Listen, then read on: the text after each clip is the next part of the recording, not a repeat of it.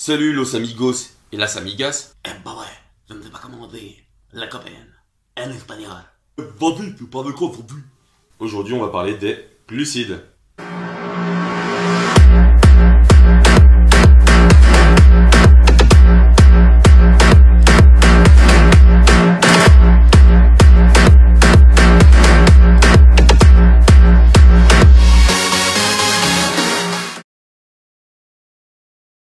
Commençons par le commencement, les amis. Alors les glucides, qu'est-ce que c'est? Eh bien les glucides, cher ami, c'est ta principale source d'énergie. Tu ne peux pas t'en passer. Si tu t'en passes, t'es dans le mal. Vois ça comme les femmes, tu sais. T'as beau leur résister, malheureusement t'es obligé de céder à leurs caprices.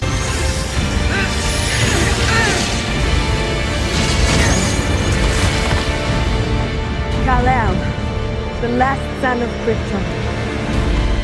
Remember who you are. Tell me who you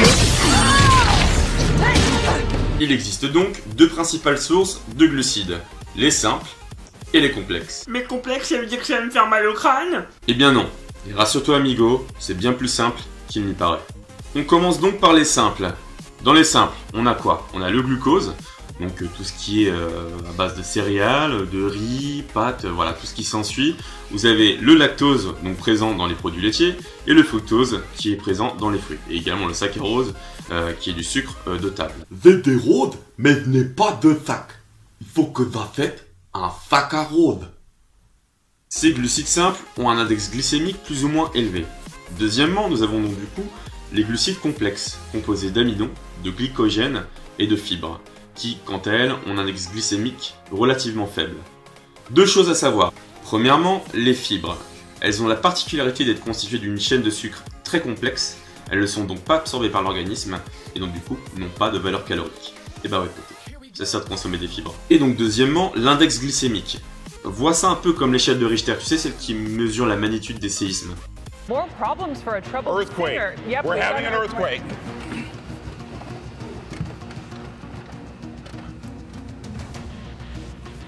Okay, it appears to have stopped. Yep. We're gonna. Et ben c'est pareil, le rôle de l'index glycémique, c'est de mesurer la glycémie dans les aliments. Si tu veux, la glycémie, c'est le taux de sucre qui est présent dans ton sang. Voilà pour l'explication des deux principales sources de glucides que nous consommons. Voyons maintenant ce qui se passe sur le plan métabolique. Et qui dit métabolique, dit digestion.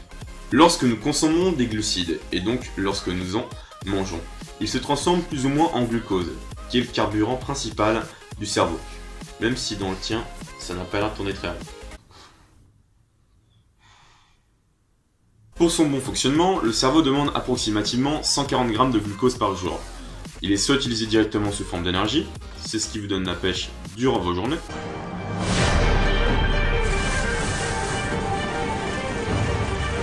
soit stocké sous forme de glycogène dans votre foie. Et c'est une des raisons pour laquelle, pour éviter ce stockage-là, bon nombre de sportifs consomment des aliments riches en glucides avant l'effort.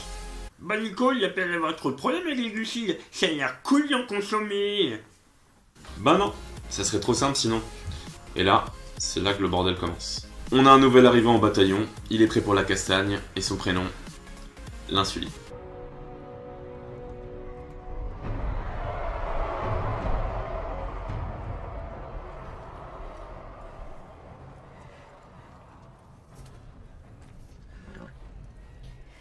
Courage, Mary. Courage pour nos amis.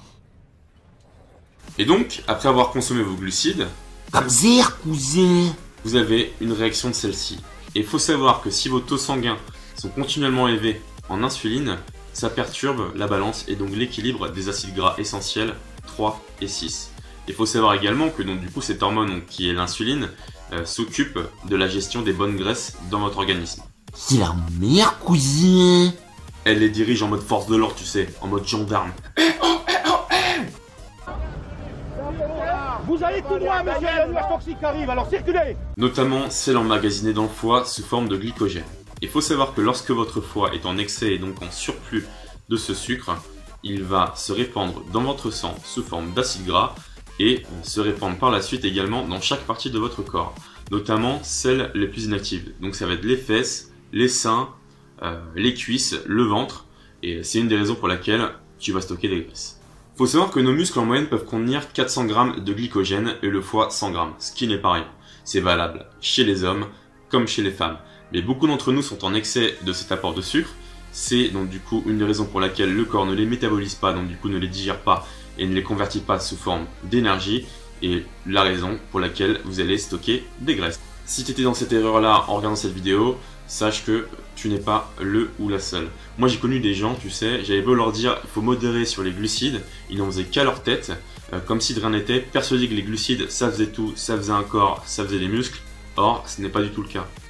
Et donc du coup, tu as des types comme ça qui se persuadent que s'ils modifient leur apport en glucides, donc du coup qu'ils les réduisent, voilà, ils vont fondre d'un coup et que ça va changer totalement leur masse musculaire. Du n'importe quoi. 我應承我師傅唔打交嘅。大佬啊，呢條友咧都 OK 戇居喎。嗱，你哋一定要道歉。道歉？我打呢度應該唔打呢度邊啊！ Ce que je vous conseille dans un premier temps, c'est de modérer vos glucides, ou du moins la prise. Par exemple, évitez de consommer des glucides en période nocturne. Vous n'êtes pas sans savoir que l'homme n'est pas fait pour rester éveillé et consommer des glucides la nuit. Enfin, si, juste un, Dracula. Je suis un vampire.